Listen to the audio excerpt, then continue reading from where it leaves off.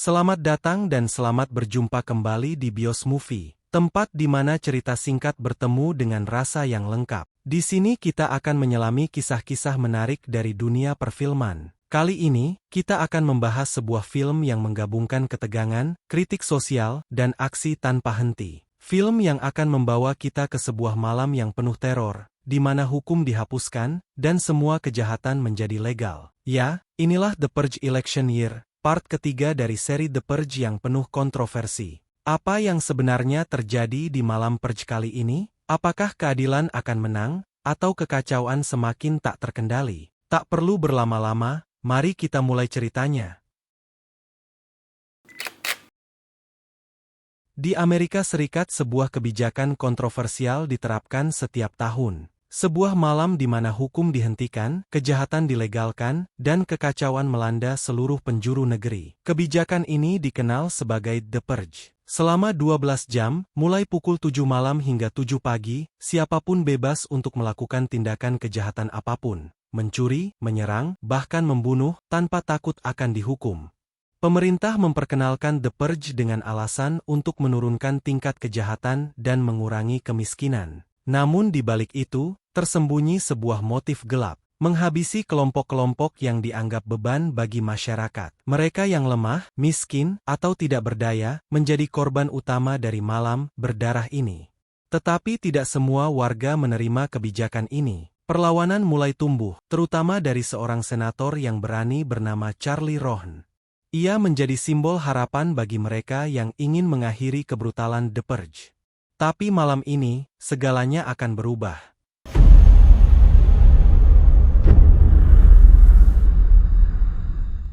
Siang ini, beberapa jam menjelang malam pembersihan yang kita kenal dengan The Purge, perdebatan antara Senator Charlie Rohn dan pendeta yang juga mencalonkan diri jadi presiden makin memanas. Pendeta dengan penuh semangat berseru, "The Purge adalah solusi. Ini adalah cara untuk membersihkan masyarakat dan kita harus teruskan program ini," kata si pendeta. Namun Senator Rohn, yang sangat menentang The Purge membalas dengan tegas, The Purge hanya membawa penderitaan bagi orang-orang yang tak berdaya. Kita harus menghentikan kebijakan ini. Karena ini bukanlah jalan menuju masa depan yang lebih baik. Sorakan mendukung Ron mulai mengalir deras, semakin memanaskan suasana debat. Dan Ron yang merasa dukungan besar dari rakyat langsung turun dari panggung untuk mendekati pendukungnya yang semakin antusias. Mereka semua bersorak menyuarakan harapan untuk perubahan. Sementara itu, Leo, kepala keamanan Ron mulai merasakan situasi yang semakin tegang. Leo segera memberikan instruksi tegas kepada timnya untuk memperketat pengamanan dan memastikan Ron tetap terlindungi dari segala ancaman. Okay, we're on the move. Di ruang pertemuan tertutup, para pembesar NFFA dan pendukung partai pendeta yang menyaksikan debat itu di layar TV tampak cemas dan gelisah. Jika Ron terus mendapat dukungan seperti ini, kita bisa kehilangan semuanya, ujar salah satu pembesar. Sementara ketua NFFA yang terlihat marah, menatap tajam dan berkata dengan nada tegas, "Wanita ini adalah ancaman, dan kita harus membereskannya." They want the impossible. Sementara di luar, orang-orang mulai bersiap untuk malam pembersihan. Mereka yang menyimpan dendam terhadap orang lain telah merancang rencana untuk melampiaskannya. Para pedagang topeng pun meraup keuntungan besar karena banyaknya permintaan. Come on inside. Bahkan lebih mengerikan, ada turis dari luar negeri yang datang khusus untuk berpartisipasi dalam malam pembersihan ini. Mereka mengaku gatal untuk menghabisi nyawa orang lain, meski sulit dimengerti apa yang ada di pikiran mereka. We had to experience the purge. Di toko sembako, seorang karyawan toko bernama Marcos tiba-tiba mengalihkan perhatiannya ke layar pengawas. Ia melihat dua gadis SMA sedang mengutil permen. Marcos segera memanggil si bos toko. Merasa kesal dengan ulah anak-anak nakal itu, si bos mendatangi mereka dan meminta agar permen yang dicuri dikembalikan ke tempatnya. Bukannya menurut, salah satu gadis itu justru berbicara dengan nada menantang. Now give back whatever you stole. Secara kebetulan seorang wanita yang terkenal dengan julukan si jagoan muncul di belakang mereka. membuat gadis-gadis nakal ini kena mental. Excuse me. Kekesalan Bos Joe semakin memuncak saat ia menerima telepon dari pihak asuransi. Mereka menginformasikan bahwa premi asuransi naik mulai hari ini. Joe merasa marah karena kenaikan tersebut dilakukan secara mendadak dan dengan jumlah yang tidak masuk akal. If I have no insurance, I am screwed. Kekhawatirannya semakin bertambah karena jika ia tidak membayar premi, ada risiko kehilangan tokonya akibat penjarahan yang mungkin terjadi malam ini. Inilah detik-detik menjelang malam The Purge. Orang-orang terlihat sibuk mempersiapkan diri untuk melindungi harta dan nyawa mereka. Di kediaman Senator Ron, Leo memberikan arahan kepada anak buahnya untuk memblokir seluruh area yang dianggap kurang aman. Ia merasa yakin bahwa pihak NFFA dan sang pendeta akan memanfaatkan malam The Purge ini untuk menghabisi sang senator. Sementara itu, Bos Joe yang tidak rela tokonya menjadi sasaran penjara, mempersiapkan diri dengan naik ke lantai atas toko sambil membawa senjatanya. Di tempat lain di ujung jalan, Lenny dan rekannya yang bertugas sebagai petugas darurat bersiap dengan ambulans mereka untuk memberikan bantuan medis jika diperlukan. Detik-detik mendebarkan akhirnya tiba. Melalui siaran TV, pihak NFFA secara resmi mengumumkan bahwa malam The Purge segera dimulai. Tak lama kemudian, suara sirine yang menggema dan menggetarkan jantung terdengar kencang, menjadi tanda bahwa malam pembersihan telah dimulai.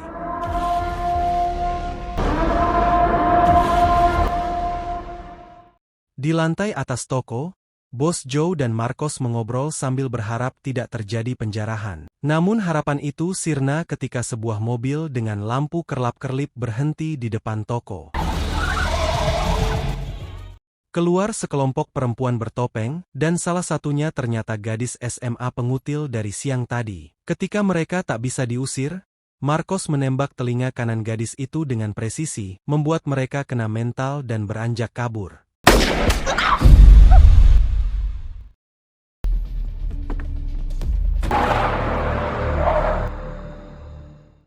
Bos Joe yang heran dengan kemampuan Marcos, mendapat jawaban bahwa Marcos berasal dari Juarez, Meksiko, di mana setiap malam seperti malam pembersihan, sehingga ia sudah terbiasa menembak dengan jitu.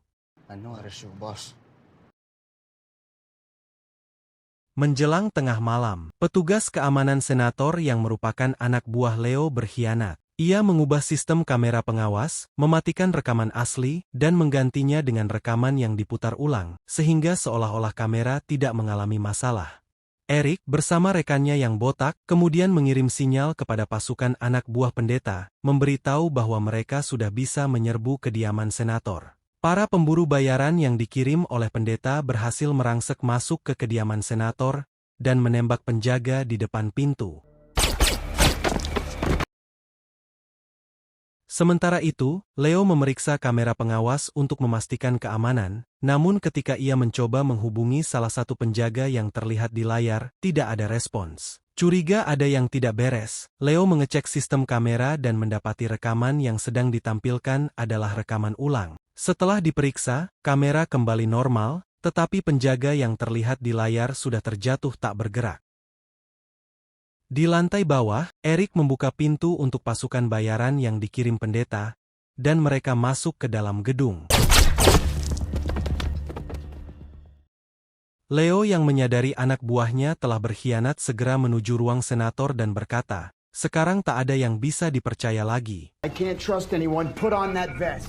Di tengah kekacauan yang sangat parah, Lenny dan rekannya menyisir jalanan kota dengan hati-hati. Saat terpaksa menghentikan mobil karena kerusuhan di depan, tiba-tiba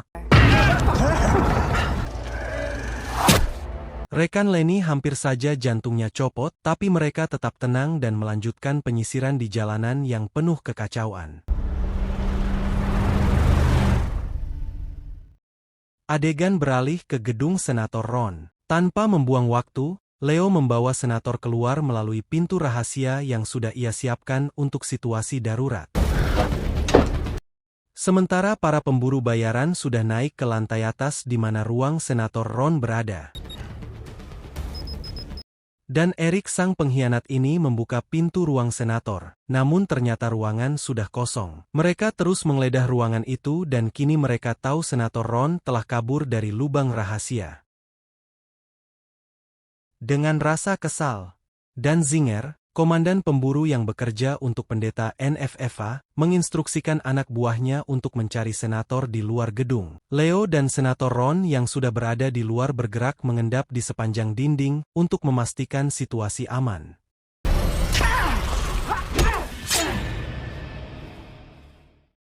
Leo terus membawa Senator Ron menuju pagar untuk keluar dari lokasi rumah. Namun langkah mereka terlihat oleh para pemburu bayaran melalui kamera pengawas.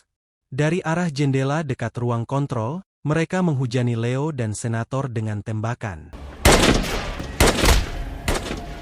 Salah satu peluru mengenai dada kiri Leo. Meski terluka, Leo yang sudah mempersiapkan segalanya langsung menggunakan ponselnya untuk memicu peledak yang telah ia pasang di bawah meja kontrol kamera. Seketika ledakan besar terjadi.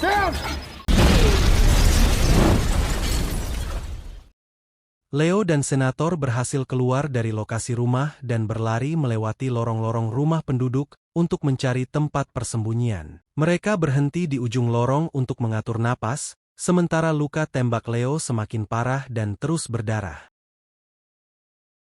Di tengah rencana mereka untuk keluar dari kota, sebuah drone pencari milik pemburu terlihat mendekat dari arah belakang. Senator segera memberitahu Leo tentang jarak dan posisi drone tersebut.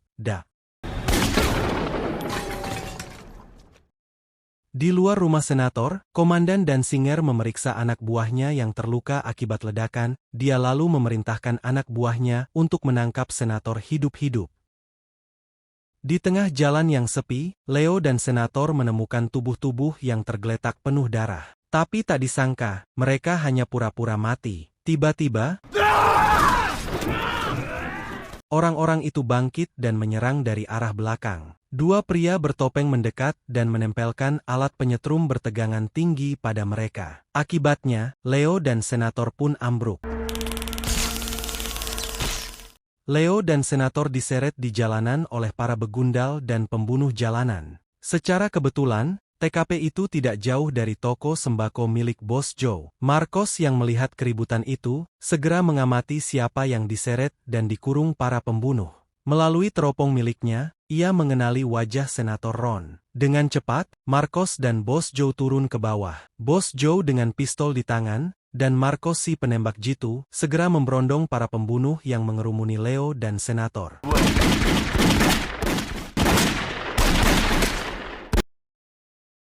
Senator. Bos Joe memanggil Senator untuk masuk ke dalam toko miliknya, sementara Leo tetap waspada dengan pistol di tangan. Senator yang khawatir dengan luka tembak Leo meminta kotak P3K. Marcos dengan cepat mengambilkannya dan membantu Leo membersihkan lukanya. Di sela-sela itu, Marcos melihat layar kamera pengawas yang menampilkan para gadis nakal yang pernah ia usir bersama gengnya. Mereka datang kembali dengan senjata lengkap dan gergaji mesin untuk membobol pintu toko. Bos Joe yang merasa khawatir segera menghubungi Lenny untuk meminta bantuan. Leo siap siaga, mulai mengatur pengamanan dari dalam toko. Sementara itu, gadis nakal itu berdiri di depan kamera,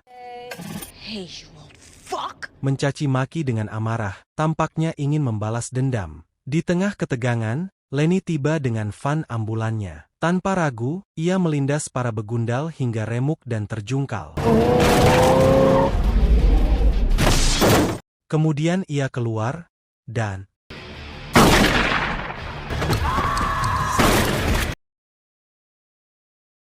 setelah keadaan aman, Lenny menyuruh mereka masuk ke dalam van. Di dalam mobil, Leo bertanya kemana mereka akan pergi. Lenny menjelaskan bahwa mereka akan menuju pusat bantuan bawah tanah, tempat yang aman untuk mereka semua.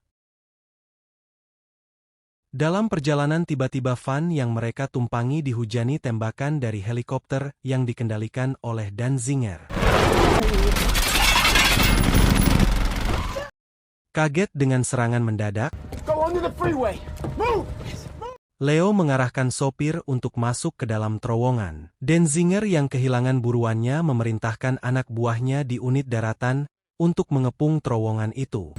They're still under the overpass, but they're on the move. Terlepas dari tembakan Denzinger, kini mereka harus berhadapan lagi dengan ancaman yang lain, karena ternyata di dalam terowongan sedang terjadi perang antar preman yang memanfaatkan malam The Purge. Leo yang merasa ada yang aneh, menyadari bahwa para pemburu bisa menemukan mereka karena dirinya dipasang pelacak. Dengan cepat, ia mengeluarkan peluru yang masih tertancap di dada kirinya, dan ternyata benar, itulah pelacaknya. Sementara itu pasukan darat dan Zinger sudah sampai di terowongan. Menggunakan alat pelacak, mereka mencari keberadaan Leo dan Senator. Mereka menemukan peluru pelacak, namun keberadaan Senator tidak ditemukan. Alih-alih menemukan Senator, mereka justru bertemu dengan para preman bawah tanah, yang langsung menghabisi mereka. Jauh dari terowongan, van yang ditumpangi Senator akhirnya tiba di pusat bantuan bawah tanah. Mereka disambut oleh teman-teman Lenny dan Bos Joe, yang merupakan pejuang keadilan bawah tanah yang dipimpin oleh Bishop. Senator, Dante Bishop. Bishop memberitahu bahwa mereka aman di sini. Di ruang bawah tanah ini mereka merawat dan memberikan perlindungan bagi para korban malam The Purge, terutama orang-orang miskin dan gelandangan. Komandan Danzinger memeriksa anak buahnya di terowongan, namun tidak mendapati apa-apa selain tubuh mereka yang sudah tewas. Kemarahannya makin memuncak. Ia segera memerintahkan semua anggotanya untuk menyisir kota dan luar kota, sambil meminta akses ke semua kamera pengawas untuk melacak keberadaan mobil van yang ditumpangi oleh Senator. Bos Joe yang merasa yakin Senator sudah aman, berencana untuk kembali ke tokonya. Sementara itu, meskipun keberatan, Lenny merasa harus membantunya dan bersedia mengantarkan Bos Joe. Dalam perjalanan menuju toko, mereka melihat truk berkontainer panjang yang sedang mengarah ke zona aman, tempat Leo dan Senator berada. Those are government trucks. Marcos yang mengenali truk itu dari tayangan YouTube tahun lalu, yang menunjukkan bahwa truk tersebut milik tentara pemerintah. Dengan cepat Lenny menghubungi rekannya di zona aman, memperingatkan mereka tentang truk besar yang sedang menuju ke sana. Menerima informasi dari Lenny, wanita ini segera memberitahukan rekan-rekannya tentang kedatangan truk besar ke zona aman. Mereka langsung memantau layar kamera pengawas dan mendapati bahwa tentara sudah mengepung area zona aman. Leo segera menyadari bahwa mereka adalah tentara bayaran yang dikirim oleh NFFA dan sang pendeta. Tak ingin membahayakan orang-orang yang ada di dalam, Leo berencana membawa Senator keluar dari zona aman. Angel, orang kepercayaan Bishop, mengarahkan Leo ke tempat aman, yaitu Gang Third and Thompson, dan tak lupa menghubungi Lenny untuk menjemput Senator di sana. Melalui pintu belakang Leo dan Senator keluar menuju gang yang dimaksud. Dalam perjalanan, kaki Leo tak sengaja menginjak pemicu jebakan.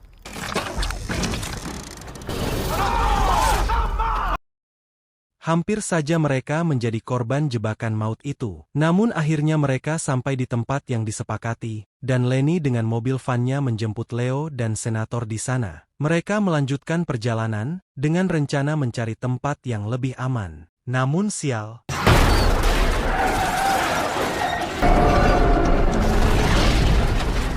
Tiba-tiba mobil mereka ditabrak dari sisi kiri oleh mobil lain. Mobil van pun terguling. Sebelum mereka sadar sepenuhnya dengan kejadian tersebut, seseorang menarik paksa kaki Senator dan menyeret keluar dari mobil. Dan Senator kini tertangkap. Komandan Denzinger merasa puas karena berhasil menangkap buruannya. Kini ia hanya perlu memastikan Senator tetap hidup untuk diserahkan kepada NFFA dan pendeta. Di dalam katedral megah, Senator Ron yang tak berdaya diikat pada troli dan diserahkan kepada sang pendeta. Dengan khotbah yang berapi-api, pendeta mengumumkan bahwa Senator akan menjadi martir yang menebus dosa-dosa mereka. Para jemaat NFFA bersorak histeris kegirangan. Pendeta menyebut pembersihan dan pemurnian sebagai jalan menuju masa depan yang lebih baik. Let us begin. Namun Leo yang sudah tahu Senator Ron akan dikorbankan, bersama rekan-rekannya berusaha untuk melakukan penyelamatan. melalui lorong-lorong rahasia yang berada di bawah gedung, mereka berusaha masuk ke ruang utama katedral melalui pintu-pintu rahasia, di mana sang pendeta sedang melakukan ritual pengorbanan. Satu persatu para penjaga dirobohkan. Hadir di sana pemimpin NFFA yang bernama Caleb. Caleb, our leader. Caleb diberi kehormatan yang pertama untuk memulai ritual pengorbanan. Dengan wajah yang tak enak dilihat, ia menyeringai untuk menghabisi orang yang menurutnya mengancam organisasi dan kandidat presidennya. Beberapa detik sebelum pisau Caleb mulai menyayat leher senator, Marcos and the Gangs yang sudah berhasil masuk ke ruang utama ini langsung mengarahkan tembakan jitunya. Caleb pun ambruk seketika, tanpa memberi kesempatan. Leo, Lenny, Bos Joe dan rekan lainnya menyerbu, melepaskan tembakan ke arah jemaat yang sedang melakukan ritual pengorbanan.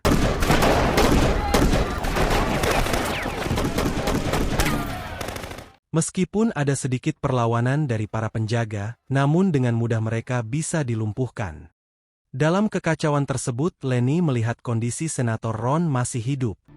She's alive.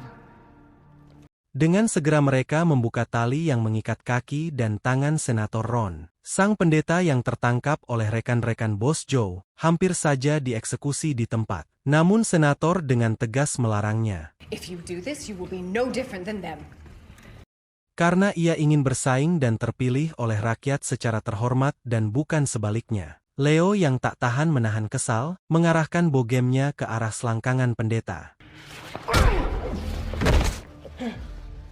Tentu saja bogeman Leo membuat pendeta ini merasa ngilu, dan lemaslah dia. Dan anak buah Bishop pun segera membawa si pendeta untuk diamankan. Saat mereka bersiap pergi, Denzinger dan pasukannya muncul di hadapan mereka. Dan baku tembak pun tak terelakkan.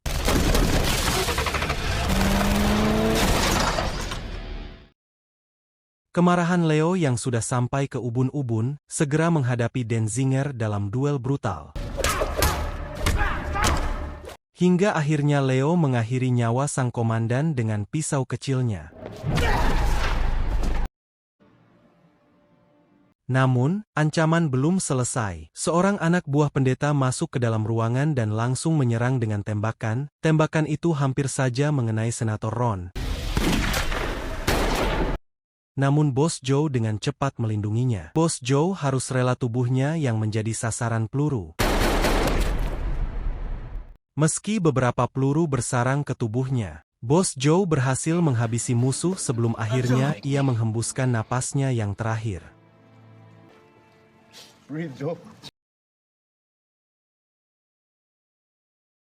2 bulan kemudian, kemenangan besar diumumkan. Senator Charlie Ron berhasil memenangkan pemilu, membawa harapan baru bagi rakyat kecil dan mengakhiri kekejaman NFFA untuk selamanya. Jadi gimana menurut kalian? Film ini memang penuh dengan ketegangan, adegan aksi seru atau twist yang gak ketebak. Menurut kami ceritanya unik dan sangat mendebarkan, tapi ada beberapa bagian yang terasa kurang tergali. Oh iya, ada fakta menarik nih. Ternyata, film The Purge Electioneer yang disutradarai oleh James DeMonaco ini, dibuat dengan anggaran sekitar $10 juta dan berhasil meraup lebih dari $118 juta di box office. Nama karakter Senator Charlie Ron terinspirasi dari Charlie Chaplin dan Eleanor Roosevelt, 2 tokoh yang dikenal melawan ketidakadilan. Menariknya, banyak adegan penuh aksi, seperti tabrakan mobil itu dibuat tanpa CGI berat, untuk memberikan kesan lebih nyata. The Purge Electioneer sukses menyajikan ketegangan dan aksi yang intens dengan pesan keberanian melalui karakter Charlie Ron. Visualnya solid, ceritanya emosional, dan sepertinya layak mendapat nilai 8 dari 10. Sekarang giliran kalian. Kasih tahu pendapat kalian di kolom komentar. Apa kalian setuju sama nilai kami, atau punya pendapat lain? Yuk kita diskusi. Jangan lupa, kalau kalian suka sama video ini, bantu kami dengan klik tombol like, subscribe, dan nyalain lonceng notifikasinya biar kalian nggak ketinggalan cerita-cerita film seru lainnya. Kami Bios Movie pamit dulu. Sampai ketemu di video berikutnya ya.